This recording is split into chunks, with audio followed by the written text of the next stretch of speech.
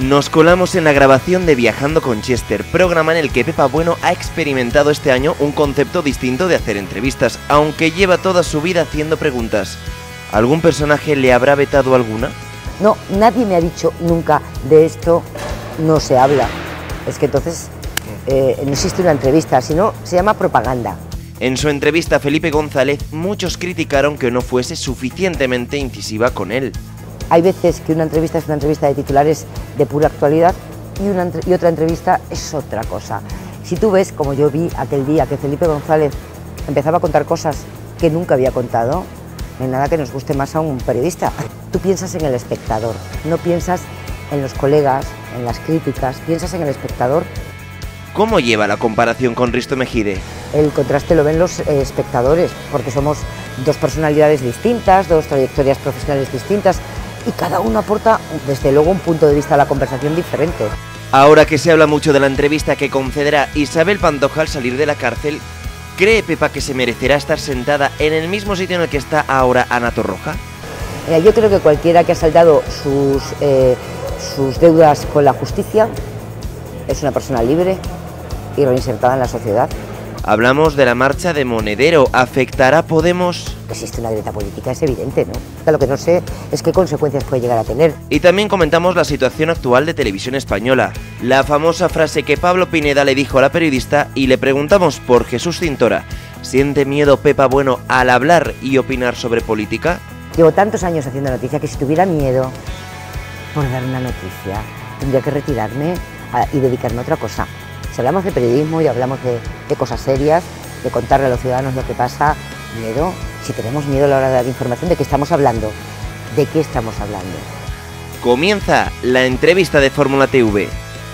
Bueno, Pepa, tú estás acostumbrada a estar en este lado de la entrevista, pero ¿qué se siente cuando eres la entrevistada? Pues yo me siento rarísima a este lado del Chester. A ver, dispara. ¿Vetarías alguna pregunta tú?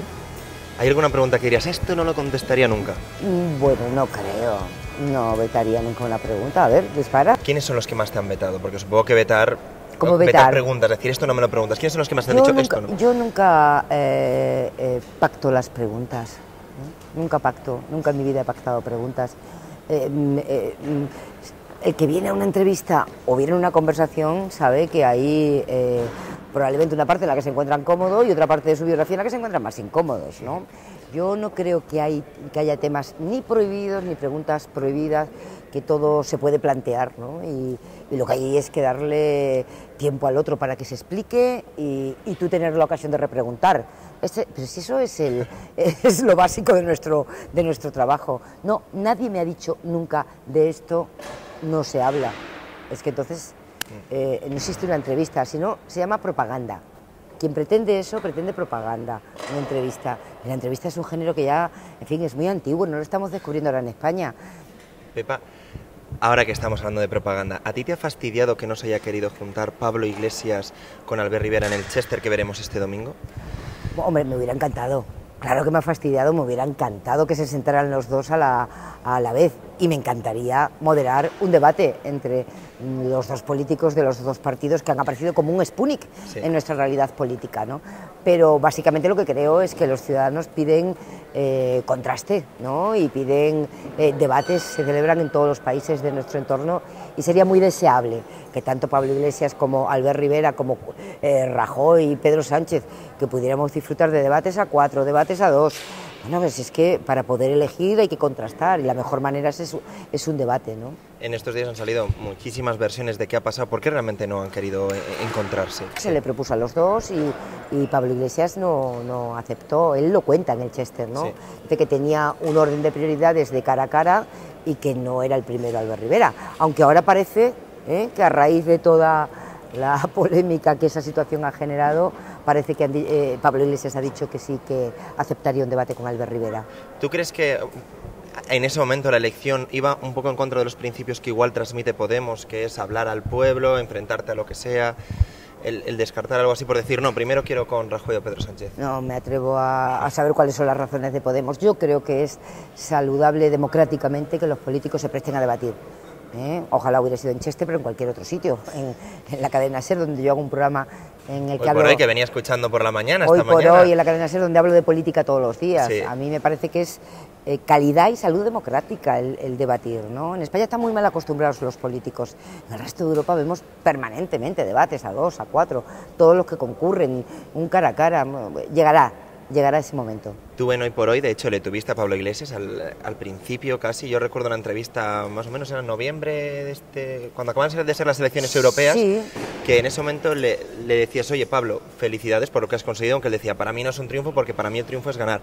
Ahora que ha pasado el tiempo, que se han enfrentado a las elecciones andaluzas, ¿sigues creyendo esa felicitación, ese ganador que dijiste en ese momento, o crees que ha perdido Pablo Iglesias y ha subido Ciudadanos, o no es tan potente como antes? Mira, yo creo que los dos, que Pablo Iglesias y Albert Rivera, aunque efectivamente la situación política en España es tan fluctuante que prácticamente cada encuesta nos da un sobresalto, porque cada encuesta da una novedad, ¿no? Porque dicen que hay muchos indecisos, eso que dicen los expertos, la situación es líquida, volátil, en fin. Pero yo creo que han salido de la nada en muy poco tiempo, y que incluso los resultados que le dan las últimas encuestas, la última del CIS, que Podemos cae 7 puntos, Ciudadanos crece mucho, bueno, han venido, parece, para quedarse, ¿no? Hasta que las elecciones no se celebren y los ciudadanos depositen su voto en la urna, realmente lo que hacemos es especular. Pero si nos atenemos a las encuestas, han venido para quedarse. El panorama político español es distinto, lo que pasa es que siguen en cabeza los dos partidos tradicionales, pero parece que nos enfrentamos a un cuatripartito en el que hay dos que conservan todavía mucho respaldo, aunque caen los dos, y dos nuevos que se colocan en condiciones de condicionar la gobernabilidad, apoyarla o ponerle obstáculos, que no es poco, ¿no? Hablando de los dos partidos de siempre, en el primer Chester entrevistaste a Felipe González. Para muchos fue una gran diferencia con el tipo de entrevistas que venían de Risto. La verdad es que sois dos perfiles distintos, con lo cual se ve que es algo diferente. Había críticas que decían, tenía que haber sido más incisiva, ha sido más incisiva después con Willy Toledo, con otros, que con Felipe. Sí, bueno, ya sabes que cada entrevista es un mundo, ¿no? Y que es imposible que una entrevista le guste a todo el mundo. Bueno, el Chester propicia un tipo de conversación que es completamente distinto a la entrevista política pura y dura, completamente distinta, ¿no? Incluso con los jóvenes políticos con los que hablamos esta semana, propicia una conversación distinta, donde salen otras cosas, donde te puedes detener en aquello que te llama la atención. Hay veces que una entrevista es una entrevista de titulares de pura actualidad y otra entrevista es otra cosa. Si tú ves, como yo vi aquel día, que Felipe González empezaba a contar cosas que nunca había contado, no hay nada que nos guste más a un periodista. La primera vez que dijo, esto no lo he contado nunca, dije, a ver. La segunda vez que dijo, esto tampoco lo he contado nunca, ¿a quién voté en las primarias? ¿Cuándo y por qué se crea el sueldo para los expresidentes? Cuando un periodista descubre que tiene alguien ahí dispuesto a alguien ahí que ha sido presidente del gobierno 13 años, dispuesto a contar cosas que no ha contado nunca, tú piensas en el espectador, no piensas en los colegas, en las críticas, piensas en el espectador, de repente podemos saber cosas que no hemos sabido. Y te quedas ahí, y está la tienda de campaña y dice, a ver qué más cosas que nunca ha contado me puede contar. Cada entrevista es un mundo, hay entrevistas, depende del personaje, de la circunstancia y de lo que te da el personaje, ¿no? Yo no creo en el patrón, hay un patrón de entrevista, ¿no? Hablando del patrón de entrevista, siempre, tú eres una de las periodistas que dice las entrevistas las tiene que ser de un periodista. Ahora, por ejemplo, Bertín Osborne va a iniciar un programa en la 1 de entrevistas, va a sentar a la gente también, le va a sentar a hablar. ¿Crees que eso se debe dejar a los periodistas o que se debe de abrir el abanico a todos y cualquiera es capaz de entrevistar? Vamos a ver, la televisión es un juguete maravilloso y un medio de comunicación precioso y un medio de información. Y hay muchísima variedad de productos televisivos, ¿no? Está la entrevista de un periodista y esta es un formato que existe en muchos sitios, la conversación entre dos personajes conocidos, que es lo que me imagino que va a hacer Bertín. Yo creo que hay sitio para todos y que el espectador elige qué quiere ver en cada momento. Hay sitio para todos. ¿Y a ti te fue difícil como periodista coger el sitio que igual antes tenía en este Chester un publicista? ¿Viste mucho contraste?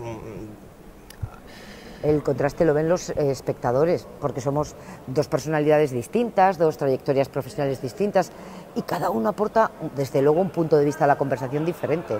Si en vez de estar tú ahí sentado estuviera un estudiante de económicas en vez de un periodista, probablemente la conversación puede ser igualmente interesante, pero sería distinta, ¿a que sí? Sí, probablemente. Pues ya está, probablemente. pues ya está. ¿Y podría ser interesante? También podría ser interesante. ¿Y diferente? Sí. Pues ya está. Pepa, y hablando de periodistas, ahora está muy de moda los periodistas incisivos, tú compites contra Jordi Évole, Ana Pastor. Ay, ¿sabes qué pasa? Que yo hay dos conceptos que me cuesta mucho unir, moda y periodismo. El periodismo se adapta a los formatos, se adapta a las nuevas tecnologías, pero yo no creo que pueda estar de moda un tipo de entrevista, de verdad. Bueno, está mal usada la palabra. Ya, no por ti, no es por ti, Sí. si esto está en la discusión. Yo no creo que haya un tipo de moda y periodismo. El periodismo consiste en contarle a la gente lo que le pasa a la gente, que decía el maestro, que dice el origen de nuestra profesión, contarle a la gente lo que le pasa a la gente. Eso pasa por hacer noticias, por hacer reportajes, y eso pasa por entrevistar. Y yo no tengo un patrón de entrevista, ni patrón agresivo, ni patrón amable, ni patrón sonriente, que depende del personaje. No se le puede exigir el mismo tipo de respuesta a quien tiene o ha tenido responsabilidades políticas, a quien las tiene en el presente y a quien las tuvo en el pasado, a quien es nuevo en este mundo de la política, a un cantante o a un actor. Vamos a traer el patrón y hacerle la misma entrevista a un cantante que a un político con responsabilidad de gobierno ahora mismo, a un político con responsabilidad de gobierno ahora mismo, que a alguien que tuvo responsabilidad de gobierno hace 20, a alguien que todavía no tiene ninguna responsabilidad de gobierno. ¿Es razonable decir que se le puede hacer la misma entrevista a todo el mundo? A mí no me lo parece. ¿Y tú, Pepa, entrevistarías a alguien, por ejemplo, algo que se comenta mucho es que Isabel Pantoja cuando salga se habla de una entrevista? ¿Crees que ese tipo de personajes que han salido, que han tenido un delito, se les debe de dar cabida de nuevo? Mira, yo creo que cualquiera que ha saldado sus deudas con la justicia es una persona libre y reinsertada en la sociedad, ¿no? Aquí hay una justicia que funciona, se condena, se cumple la condena y a partir de ese momento, si nos creemos las leyes que nos gobiernan, a partir de ese momento esa es una persona que tiene un pasado, probablemente algo que contar, pero desde luego es una persona que está reinsertada en la sociedad.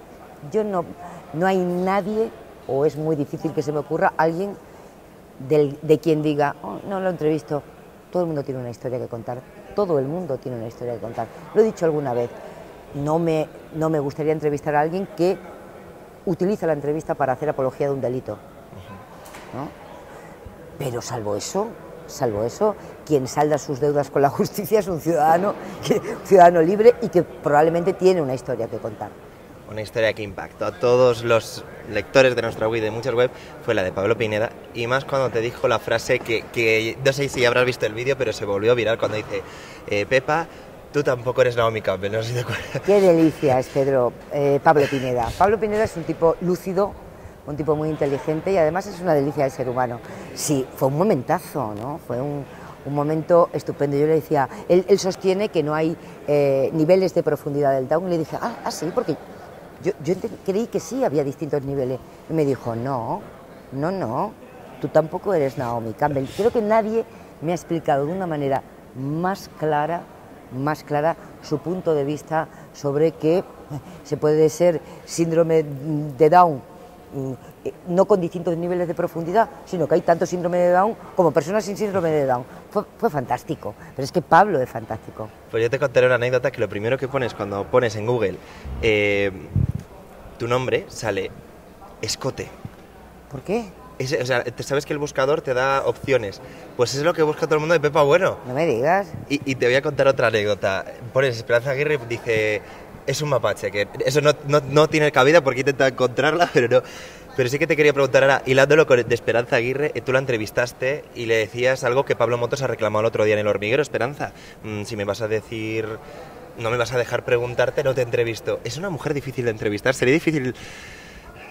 Esperanza Aguirre es un personaje, ya lo sabes, Sí. ya lo sabes. Y bueno, yo le he hecho muchas entrevistas a Esperanza Aguirre y la última, que es a la que te refieres, ella contaba, el tiempo en directo en la radio pasa, y yo decía, por Dios, que tengo que preguntar, ¿no? Que Sí. tengo también que poder preguntar.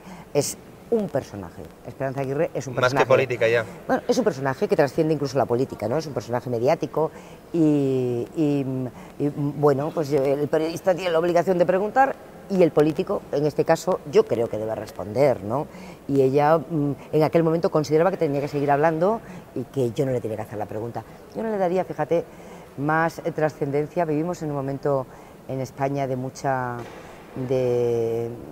un momento muy importante, en el que hay mucha gente que lo pasa mal, un momento en el que la economía en las grandes cifras empieza a remontar, pero desde luego hay mucha gente que sigue pasándolo mal, y creo que tenemos que ser capaces de centrar el debate en los asuntos de fondo, ¿no? En los asuntos de fondo, y que nos quedemos ahí en la periferia, en la espuma de los días, en la mini bronca por asuntos colaterales al fondo del asunto. Yo creo que los ciudadanos no se merecen eso, ni por parte de los periodistas ni por parte de los políticos, ¿no? Yo soy muy autocrítica, yo hago mucha autocrítica de lo que hago, y hay días que salgo de una entrevista y digo, no ha sido eficaz. Eficaz es que le ¿En qué sirva. entrevista has pensado eso? No, ¿En el Chester con alguna? No, el Chester es una conversación, pero en la entrevista, cuando vas con el tiempo jugando en tu contra, ¿no? Y muchas veces dices, ¿es la entrevista que le sirve a los ciudadanos? Yo me hago mucha autocrítica, porque creo que yo no hago una entrevista ni para quedar bien o mal con el político, ni para quedar bien o mal con el resto de los colegas, ni para quedar... Nadie, no creo que ningún periodista la haga por eso. La haces para que sirva, para que los ciudadanos se puedan hacer una composición del lugar. Y cuando eso no ocurre, yo me autocritico mucho, porque creo que ese es mi trabajo, conseguirlo. Pepa, si te digo una fecha, octubre del 2010, ¿a qué te recuerda?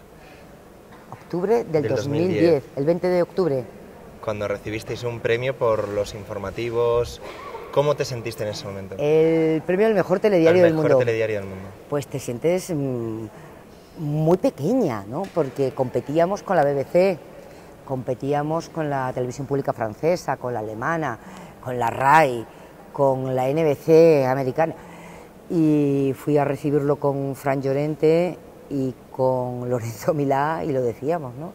Te sientes de repente muy pequeño, ¿no? Eso te da, lejos de darte así soberbia, lo que te da es humildad y responsabilidad. Y dices, bueno, pues a partir de mañana hay que seguir estando a la altura de esto, ¿no? Porque el año siguiente nos quedamos los segundos, por unas décimas, con los franceses.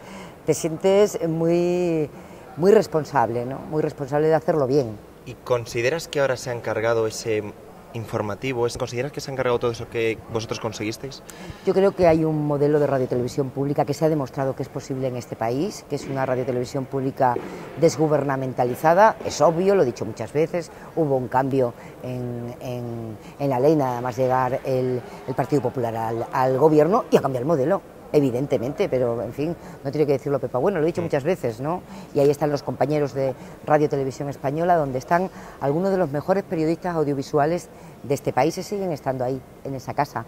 Está su Consejo de Informativos, que es el órgano de la redacción, que costó muchísimo crear y que es el que defiende el Estatuto de la Autonomía y la independencia del periodista, pues que se quejan, ¿no? Y yo lo vivo con tristeza, y espero que en algún momento este país pueda recuperar un modelo de radiotelevisión pública que había nacido, que estaba empezando a consolidar una manera de hacer las cosas, y ojalá que se produzca. ¿Y tú quién consideras ahora, como periodista de los informativos que hay, que es, no por decir el referente en España, pero igual el que mejor lo está haciendo? ¿De informativos? De informativos. Uy, yo veo todos los informativos, veo todos. Veo todos los informativos. Yo hago así, de la noticia que me interesa. Y tengo puesto en otro televisor las internacionales. Y estoy escuchando la radio. Mi vida vive pendiente de la actualidad. Bueno, está muy fragmentada la audiencia, ¿no? Sí. De televisión en general. Y supongo que cada uno tiene su referencia. Y Pepa, tú que trabajas, has trabajado en Un Tiempo Nuevo, has trabajado en numerosos programas, ¿consideras que lo que se hablaba hace tiempo, en su momento, por ejemplo, con Caiga quien caiga, que se decía se quitó por el gobierno, hubo presiones, ¿sientes ahora presiones en los programas en los que trabaja o ya no hay esa presión política? Yo no tengo ninguna presión en Hoy por Hoy, en la cadena SER, hago el programa que creo que tengo que hacer, es una de las razones por las que estoy en esa casa, porque puedo practicar el periodismo en el que creo, que es el periodismo de siempre, pero con los instrumentos del siglo XXI, que es el periodismo que está pues, al servicio de los ciudadanos y con todo el rigor y la independencia que puede el periodista que lo hace. Claro que te equivocas como periodista, yo eso lo asumo, ¿no? Pero qué alegría que la única equivocación que tengas que asumir sea esa, ¿no? En Chester no he tenido ninguna indicación ni ninguna presión, es una conversación larga. Se equivoca quien piense que las elecciones se ganan o se pierden en los medios de comunicación. La historia reciente de España lo ha demostrado. Las elecciones no se ganan ni se pierden en los medios de comunicación. Las elecciones se ganan y se pierden en las urnas y por las políticas que uno ha hecho y por la capacidad de conexión con una mayoría de ciudadanos. Esto está inventado ya. Y por lo tanto, yo, en fin, no puedo decirlo más claro, no se ganan elecciones en los medios. Los ciudadanos tienen, además, eso es dar por supuesto que los ciudadanos son manipulables, pero si tenemos una ciudadanía, en fin, informada, al día y con una capacidad de comprensión de la realidad, en fin, a la altura del momento histórico que vivimos. Parece un error enorme pensar que las elecciones se ganan o se pierden porque los medios de comunicación digan una cosa u otra. Y Pepa, tú estuviste en Las Mañanas también, presentando esta mañana en Televisión Española. Ah, sí. ¿Te gustaría un programa tipo como tiene Ana Rosa, Mariló Montero, o eso lo descartas por ahora? Mira, no hay nada que me guste más que lo que hago en cada momento. Yo me considero una privilegiada. ¿Pero lo tienes en mente alguna vez de decir, me gustaría acabar en un programa de mañana? Acabar, yo vivo acabar, el presente. No, estar en un programa de mañana. Yo vivo mucho el presente y además es que me considero, yo tengo tanta memoria de mí misma escuchándolo Hoy por Hoy en la cadena SER, ¿no? Escuchando a Iñaki, escuchando a Carlas, y es un placer y un enorme hacer ahora este programa. Es que me parece que colma las aspiraciones de cualquier periodista, ¿no? Poner los raíles por los que circula la información en esa jornada, contar con una redacción de periodistas como la redacción de la cadena SER para empezar el día diciendo son las 8 de la mañana, las 7 en Canarias y esto es lo que pasa hoy en España. Bueno, es que colma todas mis aspiraciones como periodistas. No pienso que el futuro, bastante tengo. Una de las noticias que ha saltado últimamente y que ha copado tanto el Hoy por Hoy como muchos programas, Rodrigo Rato. Hay algunos que hablan de que es una estrategia del Partido Popular, decirle estamos castigando, para que lo veáis. ¿Tú cómo lo tomas? Ahí me pilló de vacaciones. Tenía una semana de vacaciones pendiente, lo he dicho mucho estos días, estaba de vacaciones, con cuerpo y cabeza de vacaciones, hasta que un día me conecto en mi iPad y me veo la foto de Rodrigo Rato entrando en el coche, la foto famosa con la mano del policía en el cogote. Se me cortó el cuerpo de vacaciones. Fui incapaz de despegarme ya de la pantalla de un ordenador siguiendo la evolución de aquel episodio que tendrá que resolver un juez en algún momento, ¿no? Que tendrá que resolver un juez en algún momento. Desde luego fue un episodio que afecta a alguien que ha sido vicepresidente del gobierno y un icono del Partido Popular, ¿no? Si eso no responde, como tú me planteas, exactamente a un procedimiento que se pudiera seguir con cualquier ciudadano, sería de una enorme gravedad. Esperemos a que la justicia se pronuncie, ¿no? Y hablando de cosas de políticos, ¿qué te parece? ¿Crees que la ida de Monedero va a afectar a la imagen que se tiene de Podemos? ¿Les va a afectar? Mira, le pregunto a Pablo Iglesias por eso, ¿no? Es un político muy autocontenido, ¿no? Que se maneja muy bien en la distancia corta, que maneja muy bien el género de la entrevista, entrevistando y como entrevistado. Hay ahí un dolor personal de alguien que ha sido su amigo y que han hecho un recorrido juntos y que ahora se apea por lo menos de la dirección. Y ahí él dice que no, pero bueno, por lo que se ve desde fuera hay también una grieta política, ¿no? Porque aunque luego Monedero fue mucho más light en la carta que hizo al día siguiente, que publicó al día siguiente. Las declaraciones que había hecho por la mañana eran inequívocamente críticas con la deriva a su juicio que estaba tomando la formación, el partido político, que hay una grieta política. Lo que no sé es qué consecuencias puede llegar a tener, pero que existe una grieta política es evidente, ¿no? ¿Tú consideras que los periodistas deben de mojarse o deben de abstenerse? Yo creo que los periodistas no nos podemos amputar la parte de nuestro cerebro que piensa. Eso no la podemos amputar, está ahí, y que tiene una mirada determinada sobre las cosas. Yo creo en la honestidad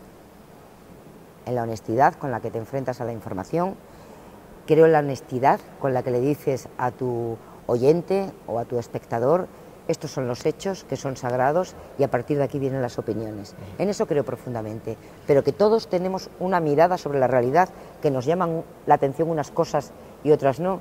Es que no nos amputamos la parte del cerebro que piensa cuando nos dedicamos al periodismo. ¿A qué le llamas mojarse? Hay situaciones en las que uno puede tener una posición y no ser neutral. Hay muchas situaciones que a duras penas permiten la neutralidad. ¿Se puede ser neutral cuando la gente se muere en el Mediterráneo?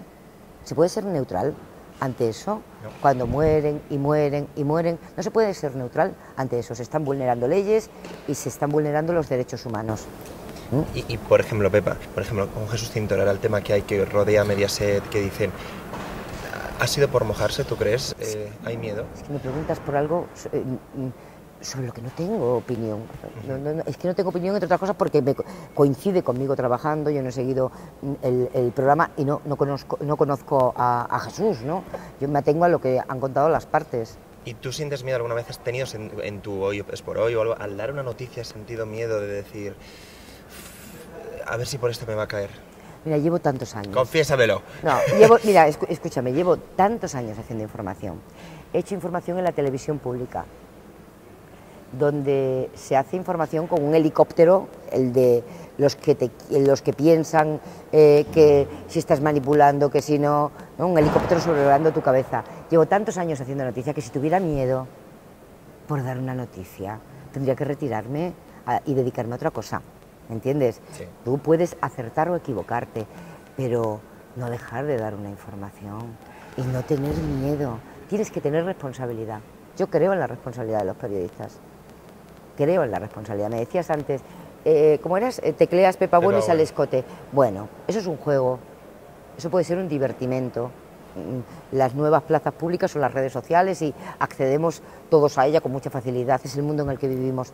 Pero yo creo que tenemos que distinguir que no vale todo, ¿no? Una cosa es un juego y un divertimento y otra cosa son las cosas serias. Si hablamos de periodismo y hablamos de cosas serias, de contarle a los ciudadanos lo que pasa, miedo. Si tenemos miedo a la hora de dar información, ¿de qué estamos hablando?